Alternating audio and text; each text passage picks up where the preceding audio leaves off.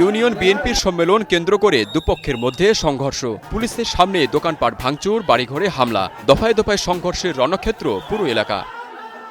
বাগেরহাটের রামপাল উপজেলার মল্লিকেরবের ইউনিয়ন বিএনপির সম্মেলন কেন্দ্র করে কয়েক মাস ধরে দুই সভাপতি প্রার্থী ও তাদের সমর্থকদের মধ্যে উত্তেজনা চলে আসছিল।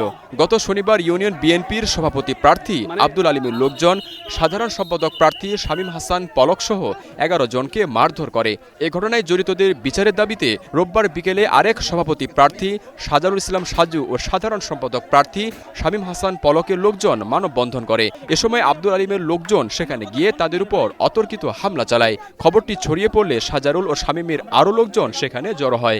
এ সময় দুপক্ষের মধ্যে সংঘর্ষ বাধে। উভয় পক্ষের অন্তত ৫০ জন আহত হন। ভাঙচুর করা হয় বাড়িঘর ও দোকানপাট।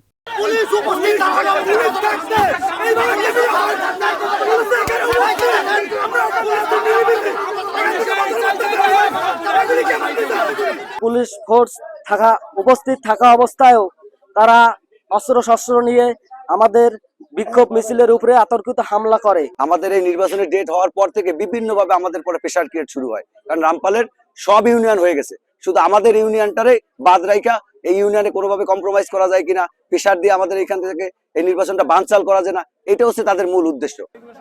এদিকে সংবাদ সংগ্রহের সময় ইট পাটকেলের আঘাতে ৩ সাংবাদিক আহত হয়েছেন। খবর পেয়ে পরিস্থিতি নিয়ন্ত্রণে আনে পুলিশ।